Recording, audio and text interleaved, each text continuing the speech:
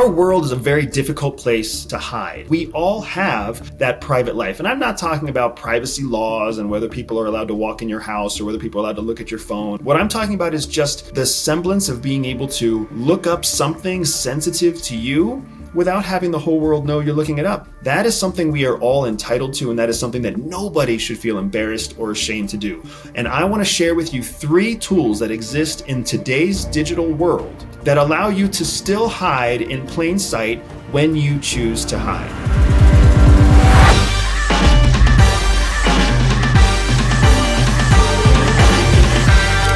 My name is Andrew Bustamante. I'm a former covert CIA intelligence officer, and our digital footprint is one of the biggest vulnerabilities that we have at CIA. When people can track your location, when they can track your whereabouts, when they can see who you're talking to, when you're talking to them, what you're talking about, all because of a combination of what exists between your tablet, your mobile phone, your smartwatch, and your computer, that becomes a real operational hazard for us. So we have to take certain steps to be able to protect our digital footprint. That doesn't mean you can erase your digital footprint, because the absence of a digital footprint is oftentimes just as suspicious as the thing that you're doing with your own digital technology. So instead, what we choose to do is we choose to obfuscate or hide our digital activity in plain sight. It's harder to find a needle in a haystack than it is to potentially find a needle just sitting out there on the street. So what I want to share with you are the 3 tools that I still use to this day to help obfuscate and protect myself by hiding my digital footprint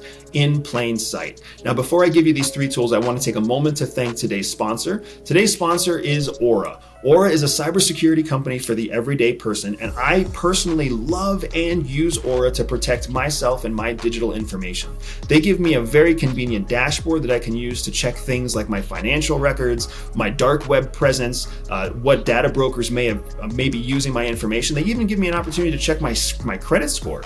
They protect me against the theft of my digital identity with a $1 million built-in digital identity theft insurance package. And on top of all of that, Aura is just a fantastically easy to use tool with a dashboard on my mobile phone, with a dashboard that I can tap into on my laptop. Instead of the cybersecurity solution built for corporations, is incredibly powerful because frankly, very few people in the world care about your cybersecurity except you. So it's really nice to have a tool like Aura and the team that Aura brings to the table to help support you through your own digital security needs. My personal favorite tool that they have is a built-in VPN. One of the things that I love about VPNs, kind of as a bonus to our conversation about digital security, is that a VPN makes it so that companies, algorithms, and corporations don't actually know where your true IP address is.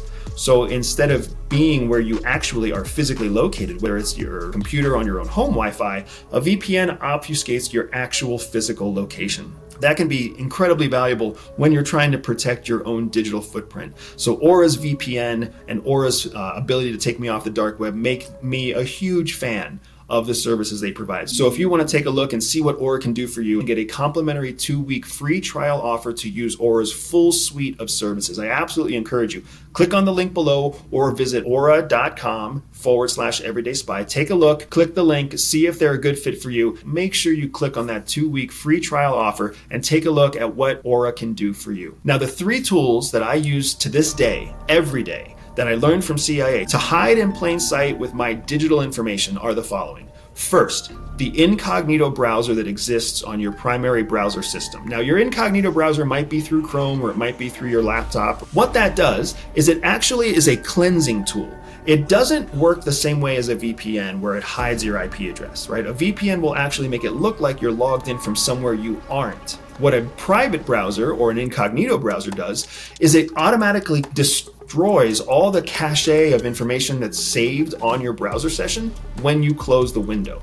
A non-incognito or non-private browser will reserve and cache tons of information so that your browser experience can be faster and more convenient. But like so many things that we learn from CIA, convenience stands on the opposite side of security. So when you use a private browser or an incognito browser, you can essentially look up anything you want to look up, click on any link you want to click on. You can be looking for anything from doctors for sensitive operations or sensitive concerns that you have about your health, or you can be looking at criminal activity and how to build a home bomb. It's totally up to you. Whatever your wildest curiosity is, choose to look it up on an incognito or private browser, specifically so that whenever you're done, whenever your questions are answered, when that weird curiosity is resolved, you can just close the browser and everything is destroyed. All your browser history, all your data, all of the cache of information that came about as a result of that search session is eradicated and you're free and clear.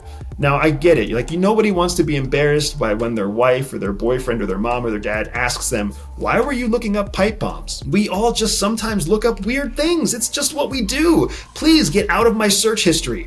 That's what an incognito or privacy browser does for you. The second tool that CIA taught me that I still use to this day is understanding how your cellular phone works. Now, your cellular phone is basically comprised of two important numbers, right? One is called your IMEI, which is your mobile equipment identifier.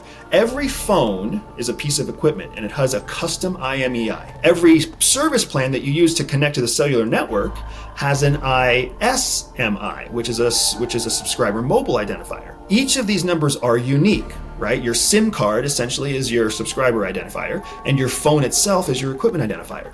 When you put those two unique numbers together in the same phone, it makes it so that your phone is essentially like a fingerprint. There's only one like it anywhere. And that fingerprint, just like in criminal court cases or anything else, can be tracked and used against you.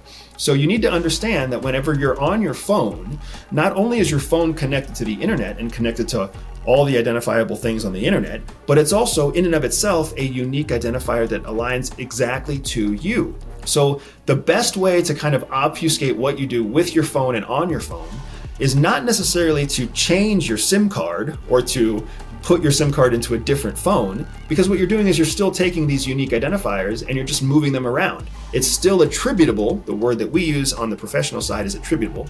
It's still assignable or identifiable, attributable to you.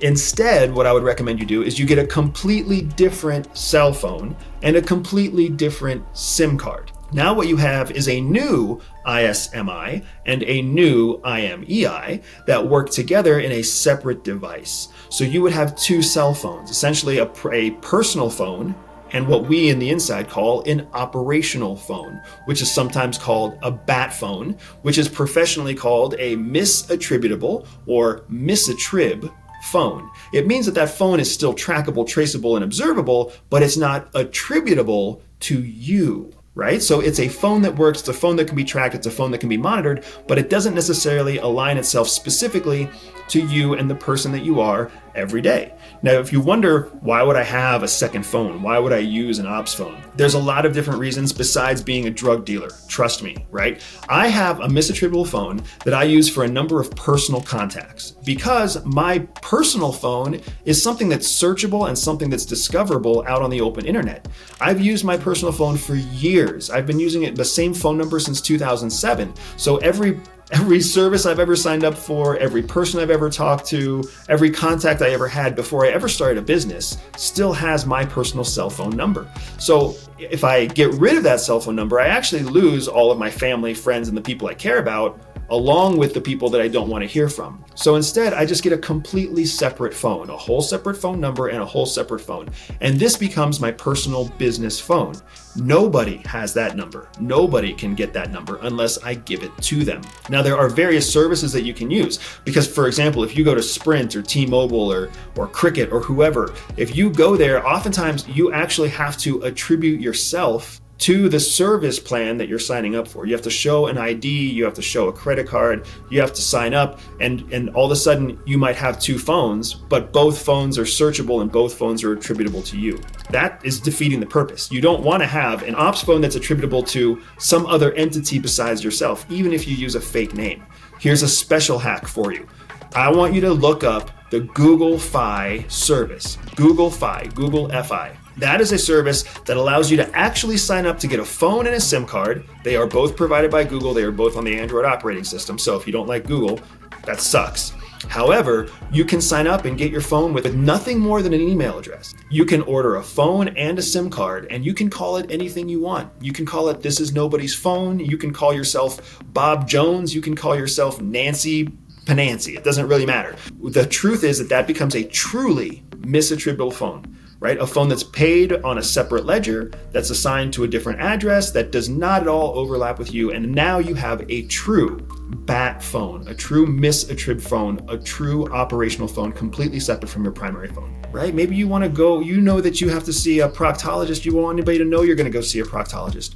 Yes, I understand that there's all sorts of nefarious uses for keeping secrets, but there are also very valid, very personal reasons that people want to keep secrets. And a BAT phone, especially one that you build on the Google Fi platform, is one that's very, very functional. And it's how I operate in my own world. Now, the third trick I want to give you is something called a misattributable email account. Now, many of you are already using this skill and you don't have to be taught in how it works. But for those of you who are using the skill but don't realize you're using the skill, all a misattrib email is you create an email account on whatever platform you want, Yahoo, Microsoft, Google, wherever. You create an email account that you only use for a certain act. Maybe you create an email account that you only use for conversations with the PTA and for your children's schooling. However you choose to use that email account, it's a single source email account, which means that you now have a way of logging into a browser that's attributed to your misattributable email. So then that whole browser session, that whole browser history, all the cookies that are cached from that browser interaction are tied to this misattributable email account and not your true name or primary email account. So now what that means is you can essentially open 5 different browsing windows, and you can have 5 different email addresses assigned to each of those windows, and each of them is caching as if you are a different avatar or a different user. So imagine moving from your laptop to your cell phone, you log into the account under your misattributable email on your cell phone, and now all of your mapping services and your data services and your advertising services are all looking at you as if you are the misattributable account. Now what that makes, it makes it really easy for you to keep your data history and your location history and your transaction history clean and clear, and keep it private to yourself without attributing it to your primary email address. So let me give you just a practical example. I, of course, have an email address that is my full name, andrew.bustamante. When I want someone to know it's come as a personal email or a professional email of a certain level, I will write that email from andrew.bustamante@whatever.com. But I have other email addresses. I even have email addresses that are test addresses. Test 45672, test 41375. These are email addresses that I will literally only use to test one element of some aspect of my business. Or whether I'm testing whether a certain business is going to offer me the same price if I write to them from 2 different email addresses. Whatever it is, I'm using multiple email addresses in order to take away attribution for who I really am. That's where the word misattributable comes from.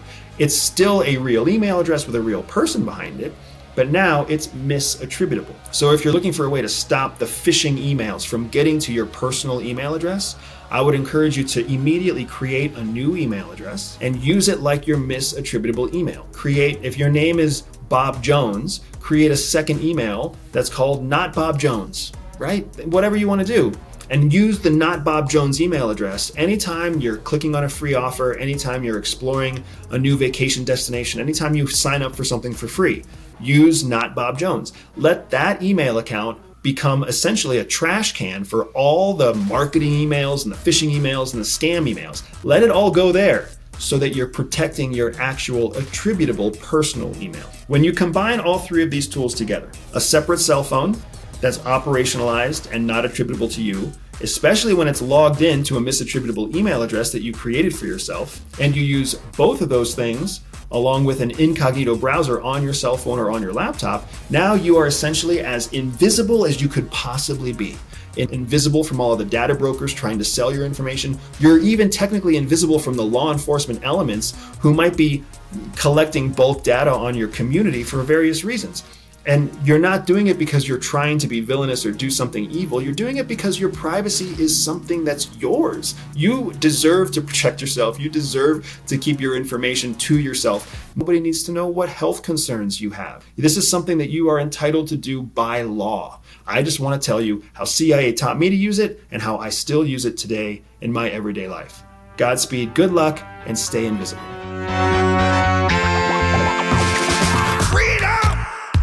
So fresh, so new.